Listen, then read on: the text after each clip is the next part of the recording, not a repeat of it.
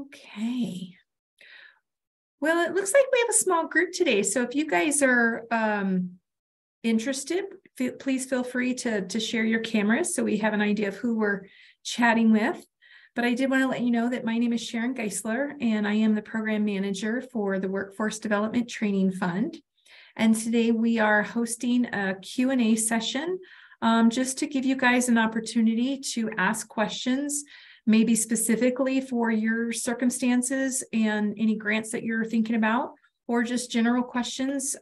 We have found that these have been very helpful to have more than just one person on a call. Sometimes your question is something that somebody else was thinking about asking and didn't ask, or they didn't even know they wanted to ask. So it's very helpful when there's group interaction and you guys are free with your questions. So I do have a few of our team members on the line as well. I have Brittany Huffman, who also works in Workforce Development Training Fund, as well as leads the Wyoming Grown program. And then I have Johnny and Savannah on the line that also has been working with our different grants and can jump in and answer questions as we go.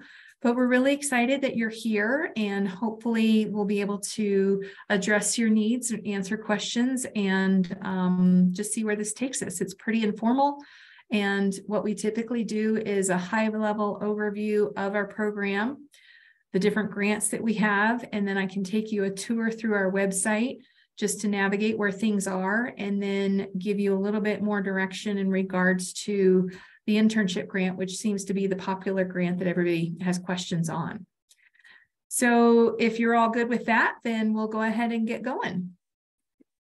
Okay, so I did want to let you know,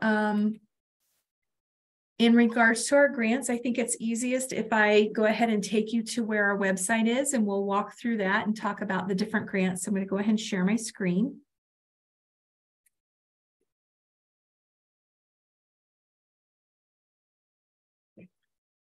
And if you would let me know if you can see this, then that would be great. Okay, we got a thumbs up. I lose my, there we go. Okay, so as you can see here, we are on the Workforce Development Training website, but I'm going to take you back just a little bit as a really easy, quick way to find this. I'm going to go and put some of these in our chat, which you can access.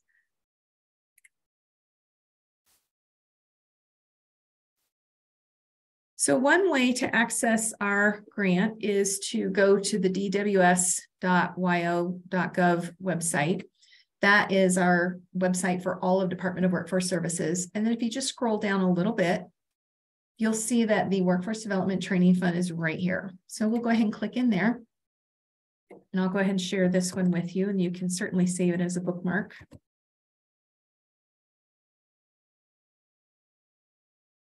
So this is our website for the Workforce Development Training Fund. It is a state-funded program that offers grant options to businesses here in Wyoming to help them with their training needs. And we have 5 different grants that are available to help in those areas, and they each serve a different purpose.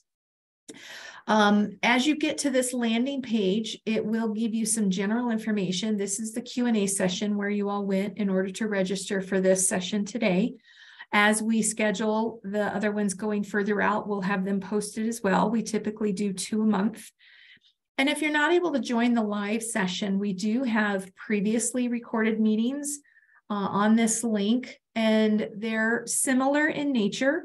You may find that the different meetings have different questions based on how many attended or what the focus was, but these are available for anybody to view and get their answers there, or they're also eligible to just shoot us an email or send us a phone call. If you have specifics that you want to go over with somebody independently, you are welcome to do that as well. And as we go through the session, we'll share emails and phone numbers for that. So as we scroll down a little further, you'll see a little graphic here of the different grants. And a quick little synopsis of each one of those grants, which we're going to talk about.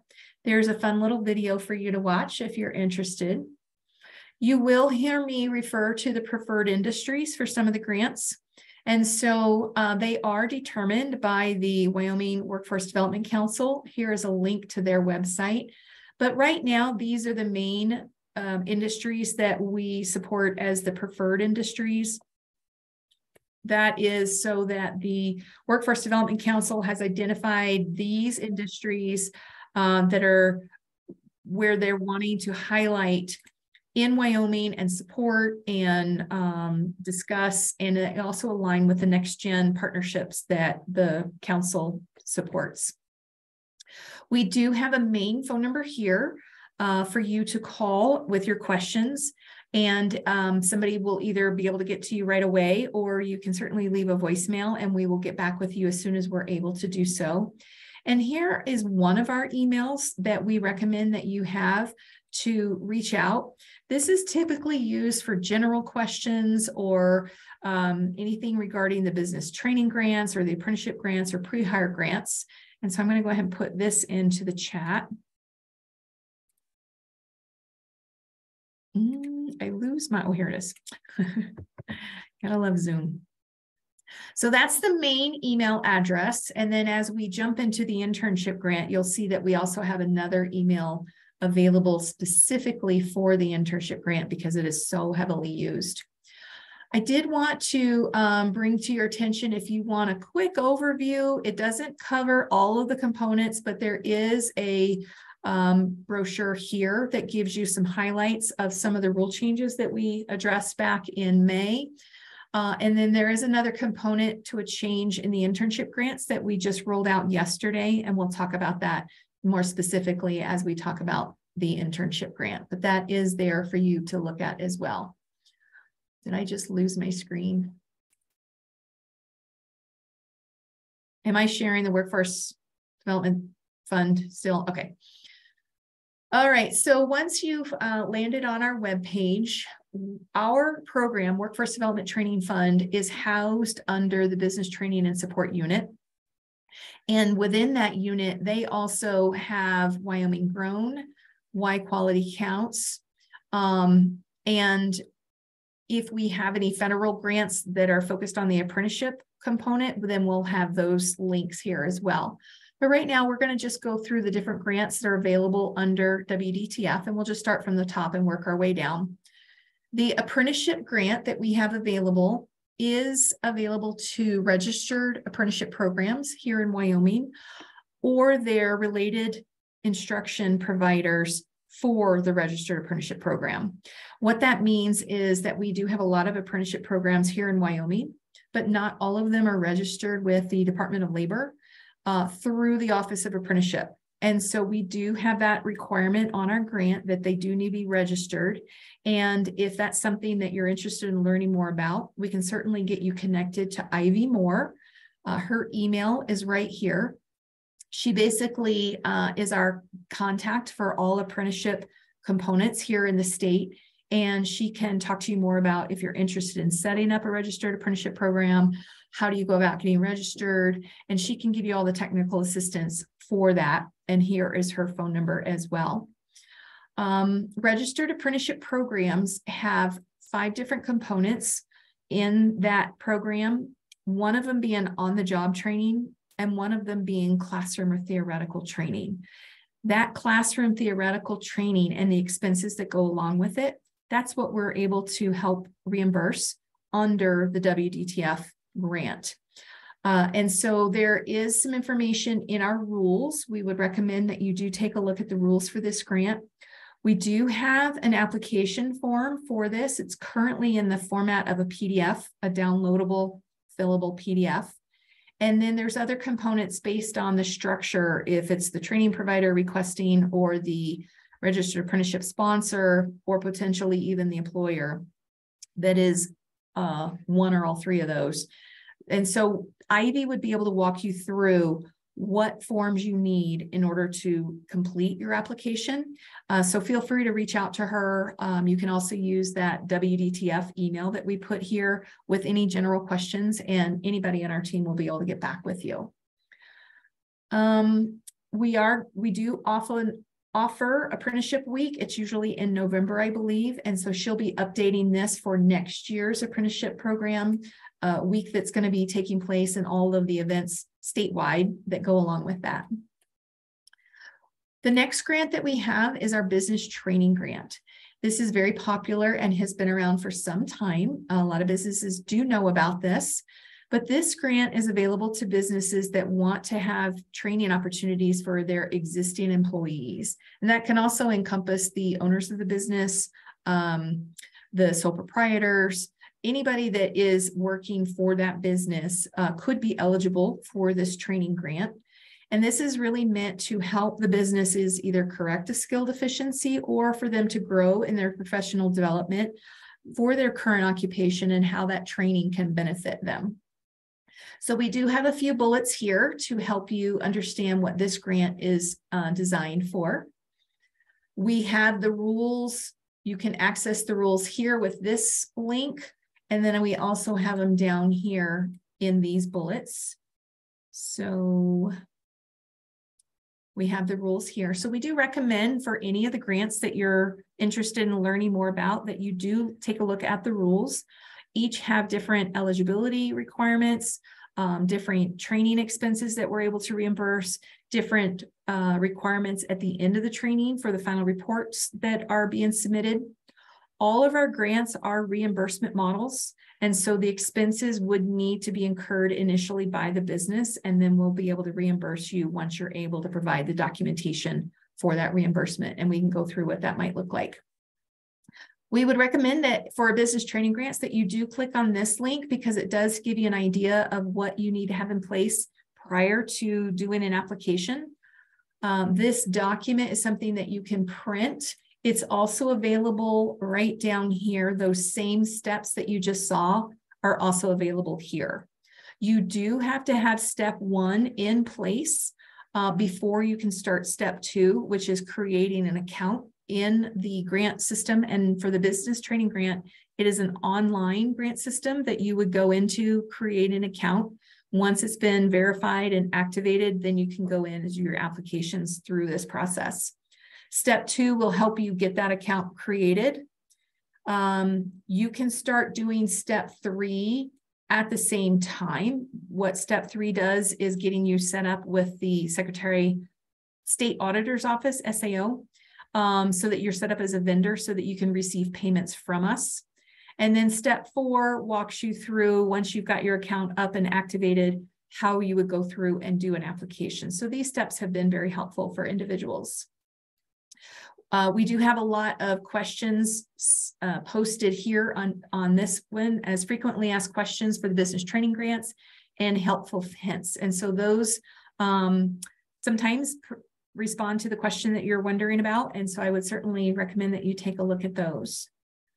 With the business training grants, we do have funding limits. Right now, they're set at $4,000 per trainee that are in non-preferred industries, and then $5,000 per trainee that are in those preferred industries that I showed you earlier. And then as you're applying for your trainees and that starts to accumulate of how much you're requesting for your trainees budgets, you can get up to $200,000 for the business itself, getting the different trainees enrolled in training. Let's see. With the business training grants, you would apply. Everything would have to take place before the training starts. You'd have to get the review, the approval. If it gets approved, it would get drafted into contract.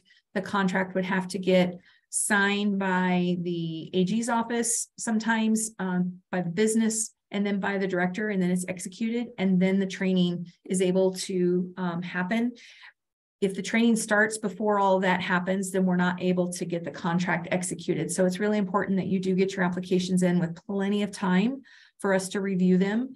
The minimum is 30 days before the training starts. You won't be able to even submit an application if it's less than 30 days. You can look as far out for training as 110 days. So that gives you about 3-4 months to look ahead for any training opportunities that are coming up, and then get your application in as soon as you're able to. The training has to occur, and then the employee or the trainees have to show that they stayed employed with your business for at least 45 days after the training. Once that has been met, then you're able to submit your final reports for that training. And then we can start doing the reimbursement process. There is a list here, this final report checklist, which is very helpful for businesses to know what they're going to need to be able to provide for that final report. And we need to have all those components in place for us to approve the reimbursement. So we're going to go ahead and move on to our internship grant.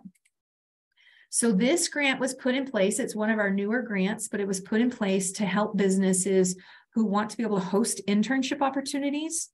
And what that looks like is under the frequently asked questions, we have been able to really help businesses get an idea of what that looks like, what an internship actually is, how many interns are you eligible for, how many hours can you get reimbursed for.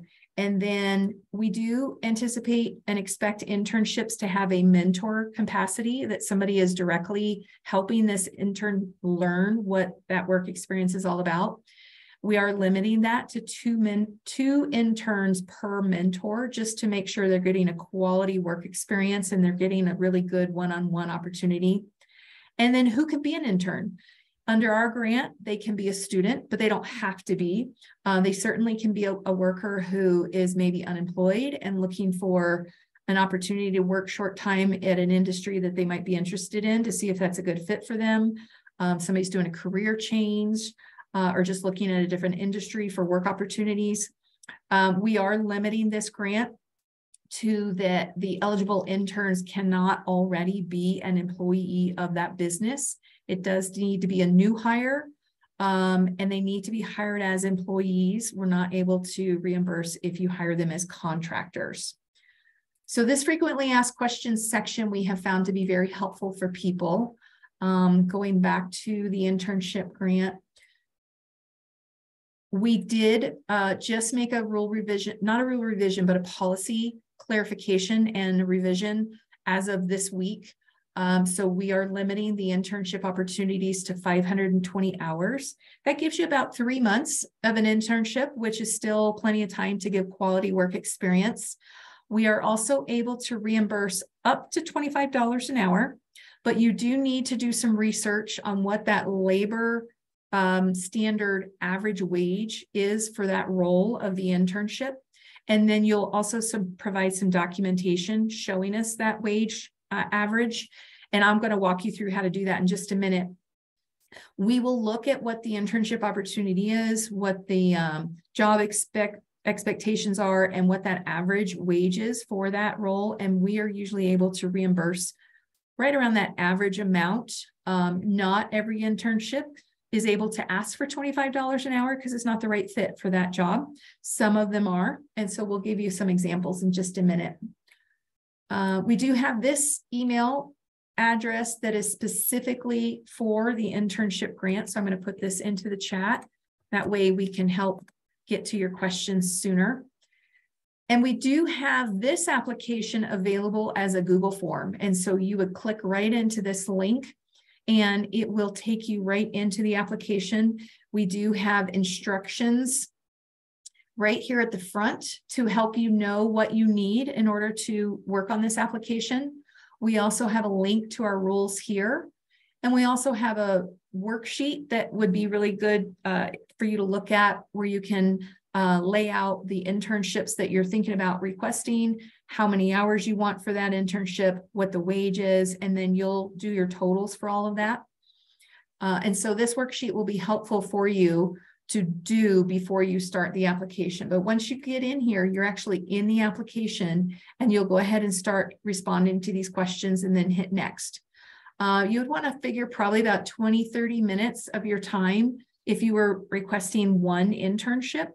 If you're going to be requesting more than one, then you'll need to factor, it'll take a little bit longer for you to complete the application. You can certainly get in here and get started.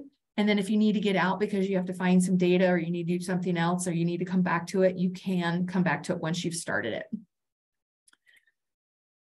So we do have an example of our grant reimbursement form that you would use after you've paid the intern.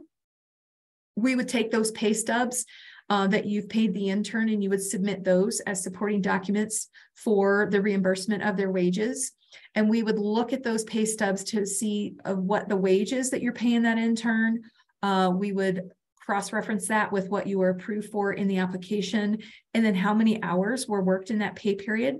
We are limited to only being able to reimburse up to 40 hours a week. And then, as I indicated, the amount of the wage that gets approved in your application. The rules are posted here for you to look at as well. And I'm going to take you down here for just a minute. A really great resource that we would recommend is Wdtf. You can certainly look at Wyoming at Work to see jobs that are posted that are similar to what the internship is doing. But we found that Wdtf is very helpful for businesses across industries to help them get a sense of what that wage would look like. So for example, once I'm in here, up here, you can do a quick search. I'm going to put in, I don't know, maybe a bookkeeper. I have an accounting business and I want to bring on a bookkeeper as an intern, give a college student who's majoring in accounting an opportunity to get some work experience. And so I'm just going to put in that role. And you'll see that this system can give you a whole list of things that may fit that job description. You would want to look at them to see if it does align with what you're thinking your internship is going to do. And if it does, we're going to go ahead and click in here. Then I'm going to show you where we would go. So this is really nice because it gives you a summary of this job occupation. It gives you some details. It's really user-friendly, but I'm going to go ahead and scroll down. And you'll see as I come down a little bit further, it's helping you make sure that this is the right fit for that internship opportunity. And then we come to this section for wages. And so you'll want to make sure that you select Wyoming. We've had a few instances where the job opportunity is not necessarily available in Wyoming. And so we would need to have that information in the narrative, as well as some comparable job opportunities in other states. But most of the time you can find what you're looking for in the Wyoming option. When I hit go, it gives me an option to choose the annual wages and the hourly wages. We would like the hourly supporting documentation because that's what we're going to be reimbursing, is a dollar amount per hour. And you can see that average wage in Wyoming is about $18 for a bookkeeper. So for an intern who's doing a work experience, a learning opportunity, you're not bringing somebody on who is already qualified for this opportunity. It's really meant for them to learn about it. You're not necessarily going to ask for that high-end range of $28. It really makes more sense that maybe if they're a brand new person that's never done this before, maybe you're on the lower end. If this $18 amount sounds appropriate for what you're going to be doing, there would be no issue with that. If you feel that you need to pay them more than that, you would certainly need to address that in the narrative and give us your thinkings of why. And we'll take that into account, but we're definitely going to be looking at this document to give us something to work with. If the reason is, well, geographically, I live in an area that's really expensive and I have to pay them more just to get them hired, we get that and we understand the situation you're in. This may be what we're able to support, and then you might have to cover the difference from your perspective of paying them a higher wage. You would want to take a screenshot of this that shows that it is Wyoming, that it shows what the role of that intern is and what those hourly wages look like. And then you can take a screenshot of this and then upload that as your supporting documentation for this internship. So let's see, we're going to go ahead and go through those. And then we do have a couple more grants that we're going to just do a high level, and then we're going to open it up for questions and see where you guys want to drill down a little deeper. We're going to go to the pre-hire. This is a grant that it was designed to help businesses here in Wyoming that are having difficulty finding skilled workers because there's a shortage in the workforce. And so if businesses can identify that they need the skill set trained up, they can work with a training provider who would be able to get these individuals trained. And so there would be a four-way partnership between the training entity, the businesses who need those skilled workers, and then they would also need to partner up with their economic development entity that can support the economic need for that skill set and that training, and their local workforce center that would also be able to support the need for the training, help you identify potential trainees, and then help them get job placement after they finish the training. One of the requirements of this grant is that the trainees that are trained in this specific skill set are then placed in employment within 90 days after completing the training in that industry in which they were trained. So it really is a partnership of the businesses identifying that there is a need, and then that training provider saying, I can fill that need. The training provider is the actual applicant of this grant, but they're getting those other entities to sign on the application as well. This is usually bigger grants where there's a lot more training being involved. Just for example, we've done some recent pre-hire grants for CDL training. And so we've had several businesses say that they need individuals who have been trained and are licensed with their CDL license. We've had some training providers that are available to provide that training, partnering with those businesses, and then they work to get them employed with those businesses when they've completed the training. As we've done with all the others, we do have the rules here for you to review. This also is a fillable PDF application. We're working on getting this into a Google form. And then we have some other documents that you would use for your final report and submitting your grant reimbursement request. We have a pre-obligation grant that's available to economic development entities that are working with businesses that are either expanding and have need for training to get a larger workforce, or we're trying to get them to move here to Wyoming. And for them to move here, they need to build up a workforce, and we can get some training for them for that as well. So if anybody is working with an economic development entity, or this looks like it might be a good fit for you, we can certainly dive into this a little bit more specifically based on your needs and what your questions are. But I wanted to let you know that this grant is available. Okay, we have gone through all of our different grants. Would love to open it up to questions. I do have a few more things I want to make sure that I cover, and I'm going to look through my list. You're welcome to put your questions in the chat. You can raise your hand. You can just speak out. This is your time, and we're here to help you get a better understanding of our options.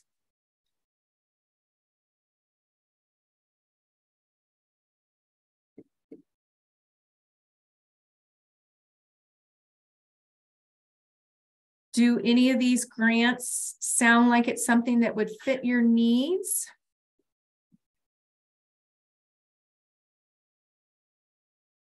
Is there anybody that has taken advantage of any of these grants yet? There is something in the chat, Sharon. Oh, perfect.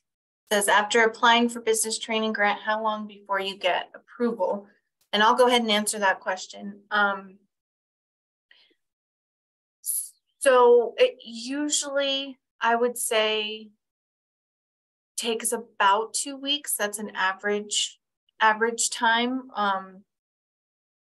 We have seen quite a bit more.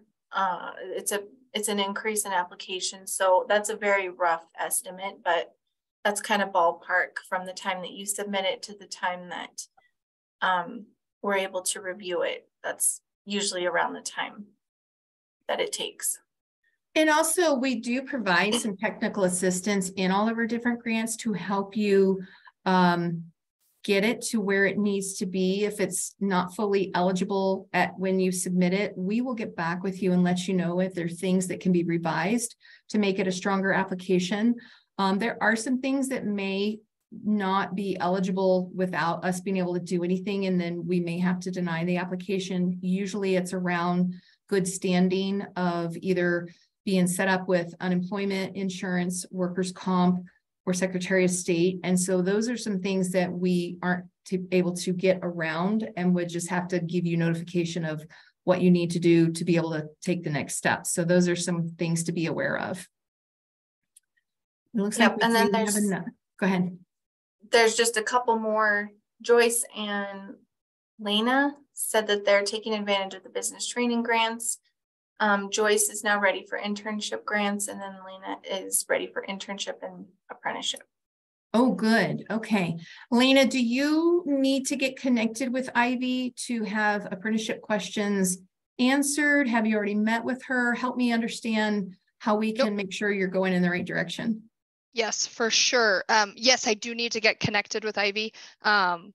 Both myself and our HR manager have worked with apprenticeship programs in the past, but it's been quite a few years, and it looks like after printing out some of the information, they've changed a bit. So that would be wonderful. I just wrote her email down, so I was going to reach out to her. Perfect. Yes, that would be great to have a conversation with her and have an understanding of what you want to do, where you want to go, and then she can help you work through those logistics. So yes, definitely send her an email to that first one that I gave you, the DWS-WDTF, and you can address it to Ivy and that you have apprenticeship questions, and she'll get that back with you directly. Perfect. Okay. And we have some individuals interested in the internship grant. How can I help you with those questions? So there's one in here saying, I may be missing the location, but I am looking for a sample of application questions criteria for internship process. This is Joyce. She says she has a cold. She's not able to speak up. Okay, yeah. So am I still showing my screen? I have a different view. Okay. Yes. So in regards to getting a sample of the application questions, we can send you a PDF version of what it would be similar to.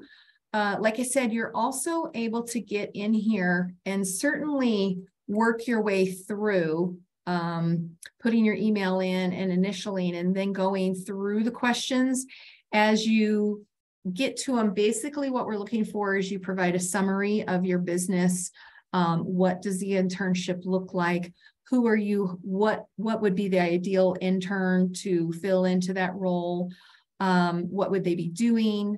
Some general questions about the internship overall, but we're happy to send you the PDF version of what that would look like to give you an idea of preparation beforehand. But you can get in here, you can get out, you can revise it, whatever you need to do before you actually submit it.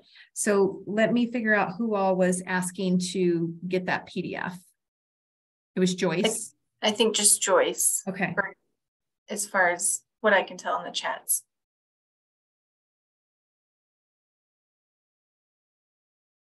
And then just real quick to answer Karen's question about business training grant. It sounds like in the example you're using, if you apply for, say, an estimated $300 airplane ticket and it ends up costing, $400, then would the business be responsible for that difference? And the answer is yes. So we will reimburse based on the receipts, but we will only reimburse up to what was approved for each expense.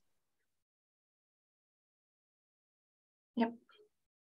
And then I have one here from Candy. It says, good afternoon, Sharon. Thank you for your presentation. I'm a self-employed insurance broker under an S Corp. I'm the only employer looking for a grant to help cover the cost of a designation that would help further my company. Can you help us understand when you say designation that would help further your company? Is that training that you would take to give you that designation?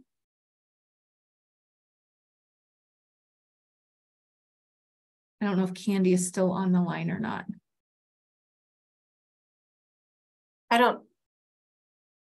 Oh yeah, she's there. I think she might have sent that just to you. Okay. So if I'm understanding correctly, being a self-employed insurance broker, it sounds like maybe you have to take some trainings to get to certain qualifications to be able to do certain things.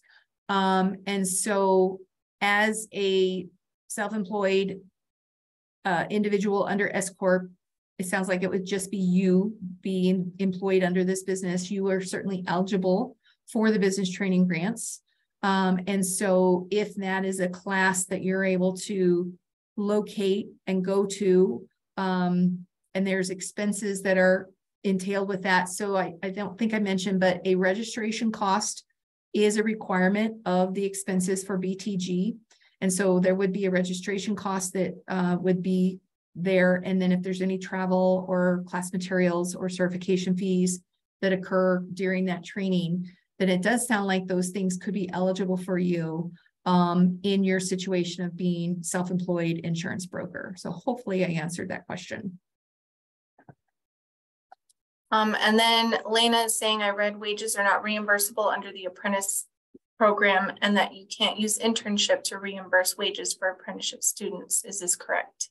So yes, that is correct. We do differentiate between an intern and an apprentice. And part of that differentiation is because you do have to be a registered apprenticeship program to apply for our grants, then your apprentices would also be registered apprentices. And that puts them at a different category than an intern.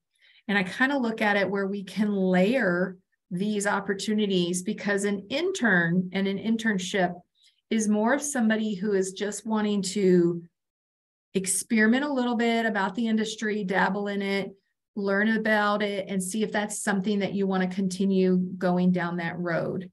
There's no commitment on your end as a business or on the intern's end after the internship is over that you're committing to any type of employment component. If you want to hire them afterwards, that's great, and we encourage that, but there's not a commitment level. And then they would be interns, and we can reimburse for the wages of the interns. If that person is interested in taking that work experience and going the next step and looking at a registered apprenticeship program, and that opportunity is available for them, and that apprenticeship program accepts them in as an apprentice, then they become a registered apprentice. We won't reimburse for the wages, but then we pay for their training. And so there's just different components under the different grants of what we're able to reimburse for. We can't have an intern and apprentice being designated at the same time under our grants. So hopefully that answered. We also have another question in here. I no longer cover workers' comp for myself. Would I still qualify? And typically that is because you are a sole proprietor and in a one-person shop. No, you don't necessarily have to pay into workers' comp because you're an owner of the business.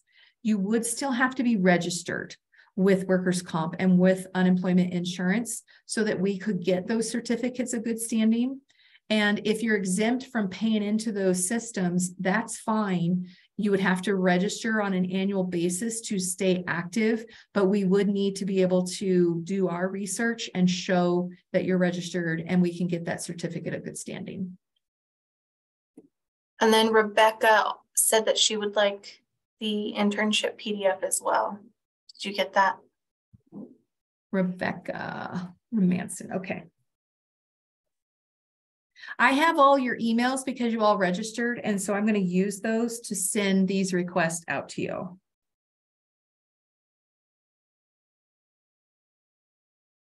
And Ladd, L-A-D-D, also wants PDF. Great. We're loving all these questions. It helps us know where everybody is and what we can help you with. And like I said, we're going to put, some of these reoccurring questions on our frequently asked sections just to help people, because we do get often some of the same questions. And so it's helpful when we're hearing from you, we know what we can put up on our website to help people get those answers sooner. I'm looking for Ladd's name for last name. Let's see. Ann Ladd. Okay. It says one of the links on the internship Google form doesn't work, just so you're aware. Oh, perfect. Let's take a look. Do we know which link you're looking at or clicking on? If you go back to the Google form you were on. Okay. It's either that first one, the HTTPS, or the next one right after it. So that will take you to that one works. Okay. Okay, great. And then. Oh, it works on yours. Uh-oh.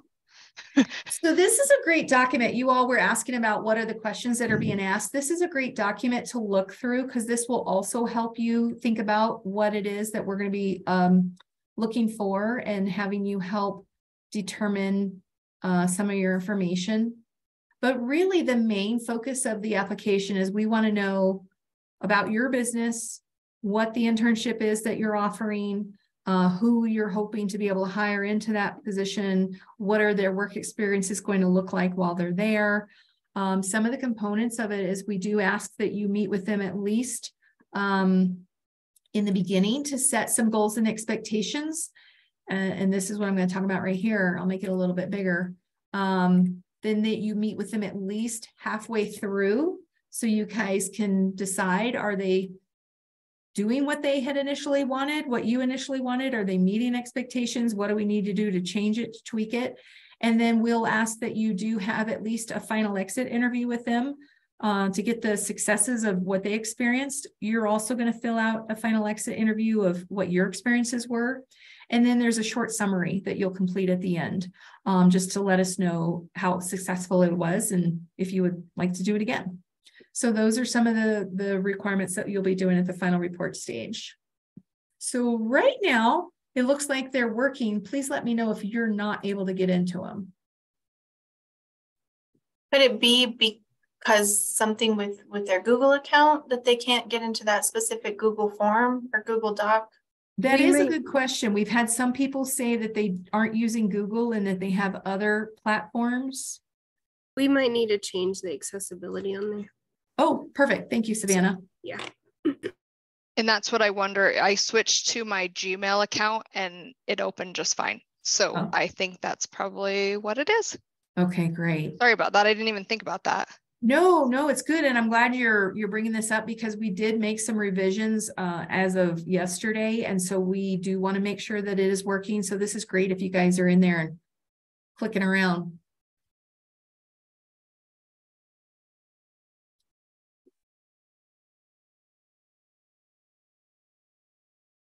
Okay, we're just checking here the chat to see if there's any other questions. Anything else that I do have one more question. Sorry.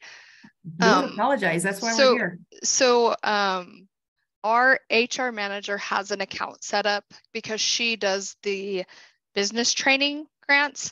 Would I use her login or would I get a separate login because I'll be doing more of the internship and possibly apprenticeship applications? So I love that you asked this question because I'm going to answer it in a couple different ways. Right now, all of those grants are different and individual. And so the fact that you're going to start taking ownership of all of them right now, you can certainly be the primary contact and maybe even the signatory on the internship and the apprenticeship applications. The business training grant, because it is an online grant management system, allows a primary contact, a signatory contact, and then it also allows us to add additional users. So if you already have an account set up in the BTG system under your business name, you could reach out to the primary contact and ask them if they will send us an email to add you as an additional user. We are on the verge. We're talking to a developer right now to come up with a new grant management system where we can house all of these grants in there so that we are going to hopefully get it to that point where we have one person who can be that person who's managing all the different grants from the one grant system. But we're in the very infancy stages of getting that worked out. But for now, internship, you can do that individually through the Google form. Apprenticeship will be a PDF that you'll have to download. And then Brittany can give you more information on the BTG. I think you were probably looking to see, maybe not. Sometimes we can get in there and see who's already listed as users. Do you know who the primary contact is in the BTG system right now from your business? Yeah, it's Christy Hogan. Okay. Yeah, if you would just ask Christy to send us an email that we want to add you as a user, we can certainly do that. Okay, thanks. Yeah. All really great questions.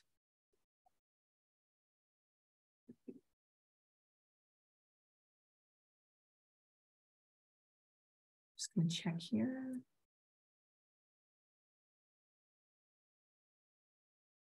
All right, I do believe that we have been able to answer everybody's questions. We do want to let you know, like I said, we are all available to help you with any technical assistance. Definitely utilize the Wdtf email or the internship email and let us know how we can help you. One of my team members will reach out and give you that support. You're certainly welcome to call the phone number that we have listed on our main page, and we will be able to get back with you that way as well. So we very much appreciate having you here. And if we don't have any more questions, we'll give you the gift of time. But if you want to stay on and ask anything specific, I'm here for you.